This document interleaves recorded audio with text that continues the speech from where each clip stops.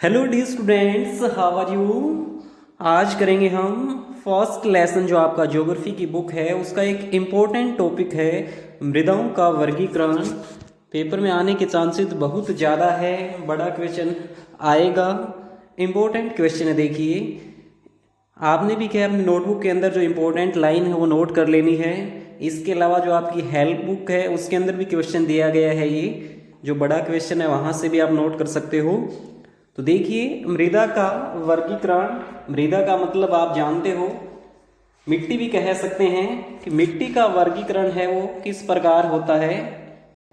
तो सबसे पहले तो ये जान लेते हैं कि मृदा क्या होती है। तो मृदा की परिभाषा बनेगी जमीन पर दानेदार कणों वाली पतली परत मृदा कहलाती है। यानी कि मृदा क्या है बच्चों, जो पृथ्वी की सबसे ऊपरी परत है। सबसे वैसे पृथ्वी की 3 परतें बताई गई है, कौन कौन से आपको ध्यान होगा, क्रोड, प्रवार और इसके अलावा क्या है भूपर्पटी। तो भूपर्पटी के ऊपर क्या है, जो पतले पतले दानेदार कणों की जो पतली सी परत है वो क्या होती है, मृदा होती है। इसका निर्माण कैसे हुआ, अनेक प्रकार के खनिजों, पौधों, गैसों या फिर जीव जंतुओं के अवशेषों से हुआ है। ओके, तो सबसे पहले जैसे जान लेते हैं कि मृदा के कण कौन कौन से हैं, जो हमने अभी डिस्कस किया कि जो मृदा है वो दानेदार कणों से मिलके बनी है। तो मृदा के जो कण है वो कौन कौन से होते हैं। फर्स्ट होता है बच्चों मृतिका, जिसको मिट्टी कहेंगे। क्या नाम है, मृतिका या फिर क्या बोलेंगे, मिट्टी। ओके, यानी मिट्टी से मिलके बनी है। इसके अलावा और किस किस से मिलके बनी है ये, एक होता है बच्चों गाद, ओके, एक होता है बालू, बजरी। इनसे मिलके क्या है आपकी मृदा का निर्माण हुआ है। और इनको मिट्टी को इंग्लिश में क्ले बोलते हैं, गाद को सिल्ट बोलते हैं, बालू को सैंड बोलेंगे, बजरी को ग्रेवल बोला जाता है। और जो कण है सबसे बड़े कण होंगे, ठीक है, वो ग्रेवल के होते हैं, बजरी के होते हैं, फिर बालू के होते हैं, फिर गाद के, फिर मिट्टी के। यानी सबसे छोटा कण किसका होगा, मिट्टी का होगा। और जिसका सबसे छोटा कण होता है बच्चों वही क्या है, ज्यादा पानी सोखती है। तो आप समझ गए होंगे कि जो मृतिका है उसमें क्या है, ज्यादा पानी सोखने की क्षमता होती है। इसके अलावा मिट्टी के अंदर ह्यूमस भी होता है बच्चों। क्या होता है, ह्यूमस, यानी गाढ़े भूरे काले रंग का क्या है, कार्बनिक पदार्थ होता है। हालांकि जो भारत की मिट्टी है ये बच्चों ध्यान रखना है कि ह्यूमस है वो बहुत कम मात्रा में मिलता है। इसके अलावा नाइट्रोजन की मात्रा है वो भी क्या है, इंडिया की जो मिट्टी है, जो मृदा है उसमें कम मात्रा में मिलते हैं नाइट्रोजन और क्या, इसके अलावा क्या कह रहा हूं मैं, ह्यूमस। ओके, आगे देखो फिर बच्चों मृदा का वर्गीकरण किस प्रकार किया गया। भारत में अनेक प्रकार की उच्च भू आकृतियों जलवायु वनस्पतियां पाई जाती है। इस प्रकार अनेक प्रकार की मृदाएं विकसित हुई। अनेक प्रकार की भू आकृतियां हैं, कहीं पहाड़, कहीं पर्वत हैं, कहीं क्या है मरुस्थल है, जलवायु अलग अलग है, कहीं गर्मी कहीं सर्दी बोले, या फिर वनस्पतियां क्या है अलग अलग है, इसलिए क्या है अलग अलग मृदाएं विकसित हुई। तो मृदा के प्रकार बताए गए हैं। वैसे तो भारतीय कृषि अनुसंधान परिषद, जिसको ICAR बोलते हैं, उसके अनुसार तो मृदा के 8 प्रकार हैं, लेकिन आपकी बुक के अंदर 6 दिए तो हम 6 ही पढ़ेंगे। ओके, तो 6 कौन कौन से हैं। फर्स्ट है जलोढ़ मृदा। कौन सा है बच्चों, जलोढ़ मृदा। इंग्लिश में इसको बोलते हैं बच्चों एल्यूवियल सोयल बोला जाता है। क्या, एल्यूवियल, एल्यूवियल सोयल। ओके, ये इसका क्या है, इंग्लिश का नेम है, एल्यूवियल सोयल इसे कहा जाता है, ध्यान रखना आपने। इसके अलावा हिंदी में इसको दोमट मृदा भी कहते हैं, दोमट मृदा। ओके, और इसके अलावा एक नाम और भी लिया जाता है इसका, कछारी मृदा। क्या बच्चों, कछारी मृदा भी क्या है इसका नेम है। ओके, तो ये अच्छा नोट कर लेना है, ये भारत की सबसे उपजाऊ मिट्टी यही है। 6 प्रकार पढ़ेंगे। सबसे ज्यादा उपजाऊ मिट्टी ये है, इसको कम उर्वरक की जरूरत होती है, और भारत में भी सबसे ज्यादा जो मिट्टी मिलती है वो यही है, जलोढ़ मृदा। तो देखो फिर यह मृदा विस्तृत रूप से फैली हुई है यह देश की महत्वपूर्ण मृदा है। वास्तव में संपूर्ण उत्तरी मैदान जलोढ़ मृदा से बना है। जो हमारा उत्तरी मैदान है, हरियाणा, पंजाब, उत्तर प्रदेश, बिहार का जो एरिया है वो किससे बना है? जलोढ़ मृदा से बना है। यह मृदाएं हिमालय की 3 महत्वपूर्ण नदी तंत्रों सिंधु, गंगा, ब्रह्मपुत्र नदियों द्वारा लाए गए निक्षेपों से बनी है। यानी पानी के साथ क्या है, कुछ मिट्टी के कण चट्टानों के कण आते हैं तो उनसे क्या है, बनी है। इनके बारे में पढ़ेंगे डिटेल से। सिंधु जल तंत्र क्या है, गंगा जल तंत्र, ब्रह्मा जल तंत्र, यानी इनकी भी क्या है, बहुत सारी सहायक नदियां हैं जो भारत को पानी देती है। एक संकरे गलियारे के द्वारा ये मृदाएं राजस्थान और गुजरात तक फैली है। राजस्थान और गुजरात में भी क्या ये फैली हुई है।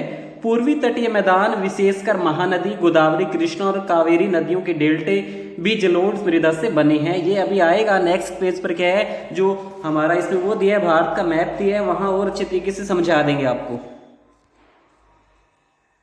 इसमें लिखा है जलोढ़ मृदा में रेत, सिल्ट, मृतिका के विभिन्न अनुपात पाए जाते हैं। कि जलोढ़ मृदा है उसमें क्या है, रेत मैंने आपको बताया, बालू वही है ये, सिल्ट और मृतिका के क्या है, विभिन्न क्या है, रूप पाए जाते हैं। तो ये भी आपने याद रखना है कि जो भारत की मिट्टी है बच्चों, उसमें रेत है ना वो 40% है, यानी जलोढ़ मृदा है ना उसमें 40% तो क्या है, बालू है यानी रेत है, ओके, और 40% क्या है आपकी, ये है क्या, जो मृतिका है, चीकनी मिट्टी है, और सिल्ट जिसको मैंने गाद बताया था वो 20% होती है, ओके।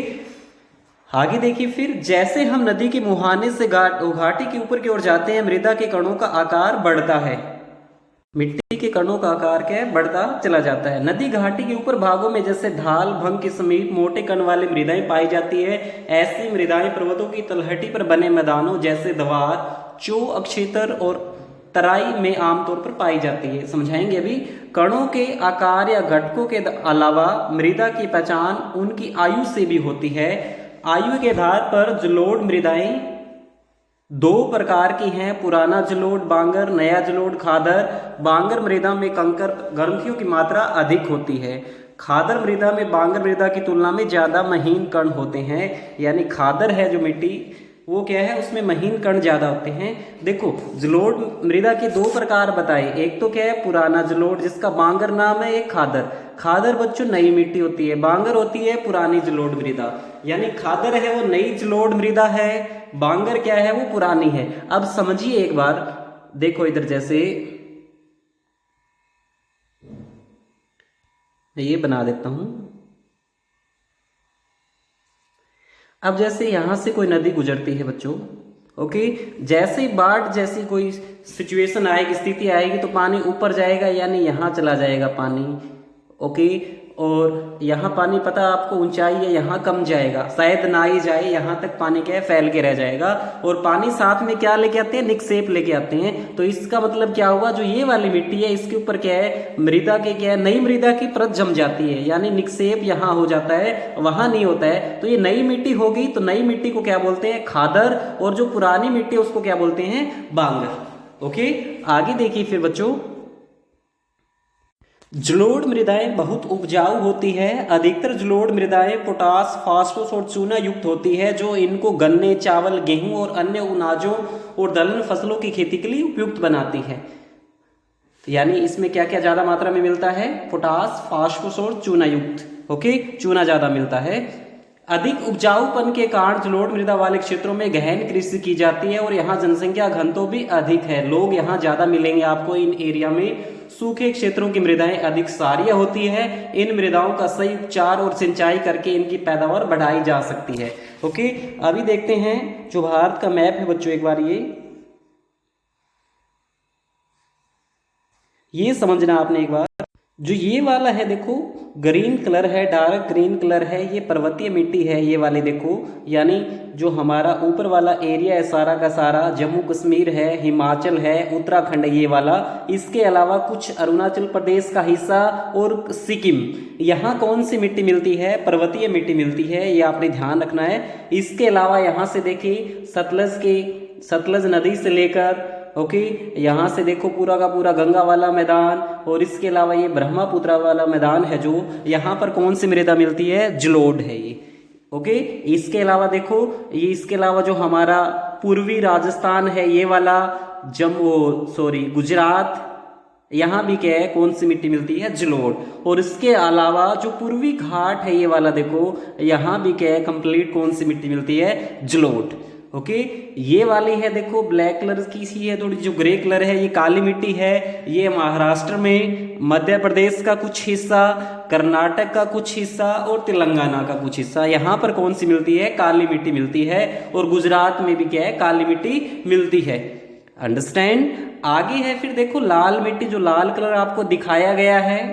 ओके, ये वाला कंप्लीट हिस्सा आपको दिखाई दे रहे हैं, उड़ीसा है। इसके अलावा कौन कौन से आए हैं हमारे यहाँ, झारखंड है, वेस्ट बंगाल, इसके अलावा नीचे देखो आंध्र प्रदेश और ये जो कर्नाटक का हिस्सा है। और इसके अलावा पूर्वी भारत है, देखो कंप्लीट पूर्वी भारत, ये वाला मैं कह रहा हूँ, अरुणाचल प्रदेश है। इसके अलावा मणिपुर, नागालैंड, त्रिपुरा, मेघालय, मिजोरम, यहाँ भी क्या है, कौन सी मिट्टी मिलती है, लाल मिट्टी। फिर है लेटराइट मिट्टी। लेटराइट मिट्टी वहां मिलती है जहां ज्यादा बारिश होती है और इसके अलावा जहां तापमान ज्यादा रहता है, जैसे पश्चिमी घाट है, केरल वाला हिस्सा हो गया। इसके अलावा ये देखो आपको दिखाई दे रहा है, कौन सा ये, मिजोरम। इसके अलावा बच्चों बच की फिर शुष्क मिट्टी है, जो लास्ट है, जो मरुस्थलीय मिट्टी भी कह सकते हैं। ये कहाँ है, राजस्थान का जो पश्चिमी हिस्सा है, जो किससे है, पाकिस्तान से लगता हुआ है। यहाँ पर कौन सी मिट्टी मिलती है, शुष्क मिट्टी मिलती है। ओके, देखो फिर आगे है फिर बच्चों काली मिट्टी है। काली मिट्टी के भी बहुत सारे नाम है। एक तो इसमें दिया ही है, रेगर मिट्टी भी कहा जाता है इन्हें, कौन सा, रेगर मृदाएं भी कहा जाता है। ओके, इसके अलावा इसके नाम क्या है, इसको कपास वाली मृदा इसमें दिया गया है, ये भी इसका एक नाम है। लावा मिट्टी भी कहते हैं इसको, क्या, लावा मिट्टी। इसके अलावा इंग्लिश में इसको बोलते हैं ट्रॉपिकल ब्लैक अर्थ भी बोलते हैं, या फिर ब्लैक सोइल भी कहा जाता है। ओके, और एक नाम और है इसका, आगे की कक्षाओं में आप पढ़ोगे, इसको कहते हैं सवत जुताई वाली मिट्टी, यानी क्या, सवत जुताई वाली मिट्टी, यानी अपने आप क्या है, जुताई के लिए तैयार रहने वाली मिट्टी यही है, कौन सी, काली मिट्टी है। देखो फिर इसके अंदर काली मृदा का रंग काला और इनकी रेगर मृदाएं भी कहा जाता है। काली मृदा कपास की खेती के लिए उचित समझी जाती है और काली कपास मृदा के नाम से भी जानी जाती है। यह माना जाता है कि जलवायु और जनक शैलों ने काली मृदा के बनने में महत्वपूर्ण योगदान दिया। इस प्रकार की मृदाएं दक्कन पठार के क्षेत्र के उत्तर पश्चिमी भागों में पाई जाती है और लावा जनक शैलों से बनी हैं। ये मृदाएं महाराष्ट्र, सौराष्ट्र, मालवा, मध्य प्रदेश और छत्तीसगढ़ के पठार पर पाई जाती है और दक्षिण पूर्वी दिशा में गोदावरी और कृष्णा नदियों की घाटियों तक फैली है।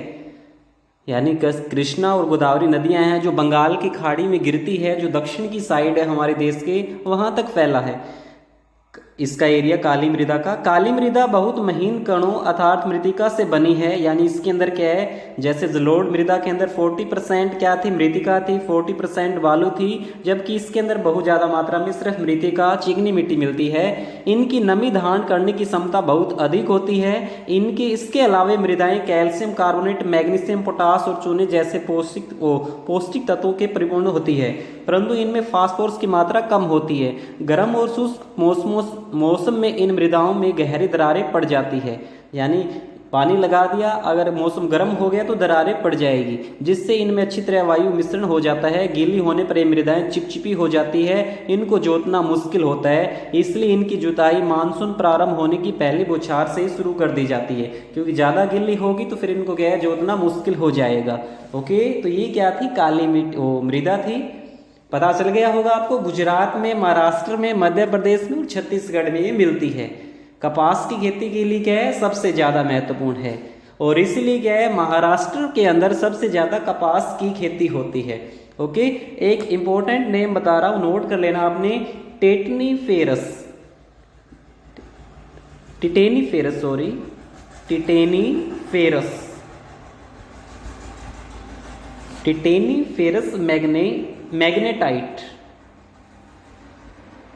मैग्नेटाइट।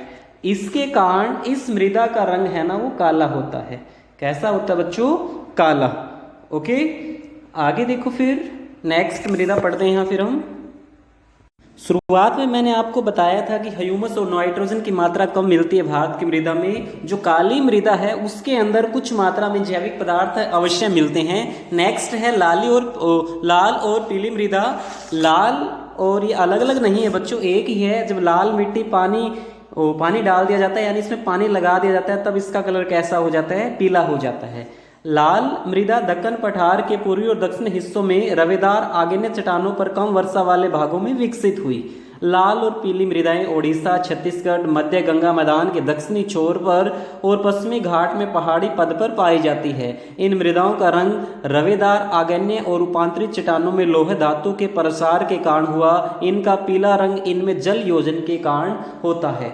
ओके, तो यानी लाल रंग किस कारण होता है ये भी आपको पता होना चाहिए। फेरिक ऑक्साइड के कारण बच्चों, लोहा अयस्क है ना, फेरिक ऑक्साइड, यानी फेरिक ऑक्साइड के कारण इनका रंग कैसा है? लाल है।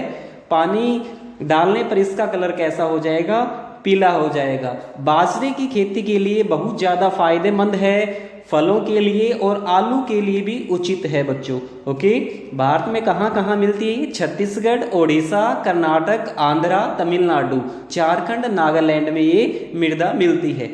सबसे ज्यादा कहाँ? आंध्र प्रदेश और तमिलनाडु में है बच्चों। ओके, और इसमें देखो रूपांतरित चट्टानों से इस मृदा का निर्माण हुआ। मैं आपको थोड़ा सा फिर बता देता हूँ, पहले भी एक दिन बताया था आपको कि जो यानी ज्वालामुखी फटते हैं तो पृथ्वी के अंदर का जो लावा है, गर्म लावा जिसको मैग्मा कहते हैं, वो बाहर आता है। और मैग्मा के कारण कौन सी चट्टानों का निर्माण हुआ था? आग्नेय चट्टानों का। कौन से का बच्चों? आग्नेय।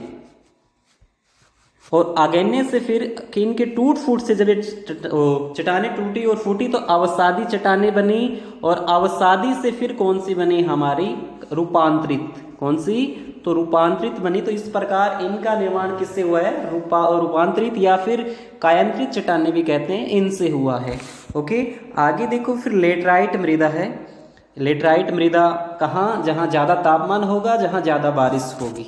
ओके, तो देखिए फिर इसमें क्या लिखा है कि लेटराइट शब्द ग्रीक भाषा के लेटर से लिया गया है, जिसका अर्थ है ईंट। यानी ये मिट्टी सूख जाती है ना तो बिल्कुल ही टफ हो जाती है, ईंट की तरह। ओके, यानी गीली होगी तो मुलायम है, दही की तरह मुलायम होती है, सूख जाने पर ईंट की तरह कठोर हो जाएगी। इसके अंदर भी लोहा ऑक्साइड पाया जाता है। एल्यूमिनियम भी इसके अंदर होता है बच्चों। ओके, और ह्यूमस तो पता ही है कम मात्रा में मिलता है। ओके, आगे देखो फिर अच्छा, इसमें इसके अलावा मैं बता देता हूँ कर्नाटक, केरल, तमिलनाडु, महाराष्ट्र में भी क्या मिलती है। ओके, इसमें देखो क्या लिखा है, लेटराइट मृदा का निर्माण उष्ण कटिबंधीय तपोष्ण कटिबंधीय जलवायु क्षेत्रों में आर्द्र और शुष्क ऋतुओं में एक के बाद एक आने के कारण हुआ। यह भारी वर्षा से अत्यधिक निक्षालन का परिणाम है। लेटराइट मृदा गहरी और अम्लीय होती है। इसमें सामान्यतः पौधों के पोषक तत्वों की कमी होती है। यह अधिकतर दक्षिणी राज्यों, महाराष्ट्र के पश्चिमी घाट क्षेत्रों, ओडिशा, पश्चिम बंगाल के कुछ भागों तथा उत्तर पूर्वी प्रदेशों में पाई जाती है, जहां इस मिट्टी में पर्णपाती और सदाबहार वन मिलते हैं। कौन कौन से? सदाबहार और पर्णपाती। पर्णपाती वन तो ऐसे वन जो क्या अपने पर्णपत्ते गिरा देते हैं समय आने पर, तो ये इसके अंदर ज़्यादा मिलते हैं। वहाँ इसमें ह्यूमस पर्याप्त रूप में पाया जाता है, लेकिन विरल वनस्पति और अर्ध शुष्क पर्यावरण में इसमें ह्यूमस की मात्रा कम पाई जाती है। सथल रूप पर इनकी स्थिति के अनुसार उनमें अपर्दन तथा भूमि निवीकरण की संभावना होती है। मृदा संरक्षण की उचित तकनीक अपनाकर इस मृदा पर कर्नाटक, केरल और तमिलनाडु में चाय और काफ़ी उगाई जाती है। यानी चाय और कॉफ़ी के लिए क्या है? इम्पोर्टेंट है ये। ओके, तमिलनाडु, आंध्र प्रदेश और केरल की लाल लेटराइट मृदाएं काजू की फसल के लिए उपयुक्त है। यानी सबसे ज़्यादा उपयुक्त मिट्टी है किसके लिए है? काजू के लिए है। आंध्र तमिलनाडु में ऐसा किया जाता है। ओके, इसके अलावा चाय, इलायची के लिए भी ये मिट्टी इंपॉर्टेंट है। ओके, आगे ये फिर मरुस्थलीय मृदा, नाम से पता चल रहा है इसके तो मरुस्थल वाली। मरुस्थलीय मृदाओं का रंग लाल और भूरा होता है। ये मृदाएं आमतौर पर रेतीली और लवणीय होती है। कुछ क्षेत्रों में नमक की मात्रा अधिक होती है कि झीलों से जल वाष्पित करके खाने का नमक भी बनाया जाता है। शुष्क जलवायु और उच्च तापमान के कारण जलवासन दर अधिक होता है। मृदाओं में ह्यूमस और नमी की मात्रा कम होती है। मृदा की सतह के नीचे कैल्शियम की मात्रा बढ़ती चली जाती है और नीचे की परतों में चूने की कंकर की सतह पाई जाती है। यानी नीचे क्या है, कंकर, चूने के कंकर पाए जाते हैं। इसके कारण मृदा में जल अंतःसंवेदन अवरुद्ध हो जाता है, यानी पानी नीचे नहीं जा पाता, रुक ही जाता है, फिल्टर नहीं हो पाता। इस मृदा को सही तरीके से संचित करके कृषि योग्य बनाया जा सकता है, जैसा कि पश्चिमी राजस्थान में हो रहा है। ओके, यानी दिखने में क्या है, बालू रेत जैसी दिखाई देगी। और ज़्यादातर कहाँ मिलती है बच्चों, ये हमारे पश्चिमी राजस्थान में मिलती है। लास्ट है फिर वन मृदा या फिर पर्वतीय मृदा भी कहते हैं। ये मृदाएं आमतौर पर पहाड़ी और पर्वतीय क्षेत्रों में पाई जाती है, जहाँ पर्याप्त वर्षा वन उपलब्ध है। इन मृदाओं के गठन में पर्वतीय पर्यावरण के अनुसार बदलाव आता है। नदी घाटियों में मृदाएं दोमट और सिल्टदार होती है, परंतु ऊपरी ढलानों पर इनके गठन मोटे कणों का होता है। हिमालय के हिमाच्छिद क्षेत्रों में इन मृदाओं का बहुत अपर्दन होता है, यानी जहाँ बर्फ गिरती है ना, वहाँ ज़्यादा होता है इनका अपर्दन। ये अधिशिलिक तथा ह्यूमस रहित होती है। नदी घाटियों के निचले क्षेत्रों, विशेषकर नदी सोपानों और जलोढ़ पंखों आदि में ये मृदाएं उपजाऊ होती है। ओके, यानी यहाँ झूम खेती भी की जाती है। झूम खेती आपको पता है, एक बार वहाँ खेती कर ली जाती है, फिर उसको छोड़ दिया जाता है, दोबारा से फिर क्या है, वहाँ करना शुरू कर दिया जाता है। नागालैंड में सबसे ज़्यादा की जाती है। ओके, गरम मसाले इनके ऊपर ज़्यादा मिलते हैं। कंकड़ व पत्थर की मात्रा इस मिट्टी में ज़्यादा होती है। चाय के लिए ठीक है। पोटास, फास्फोरस और चूने की क्या है, कमी होती है बेटा इस मृदा में। ओके, तो ये था हमारा मृदा का। आपकी गाइड के अंदर भी क्वेश्चन दिया गया है, वहाँ से भी आप नोट कर सकते हो, लिख सकते हो। इसको जरूर पढ़ना है, पेपर में आने की इसके चांसेस बहुत ज़्यादा है। ओके, अगर कोई डाउट है तो कमेंट करें। Okay, have a nice day. Thank U D students. और चैनल को सब्सक्राइब करें।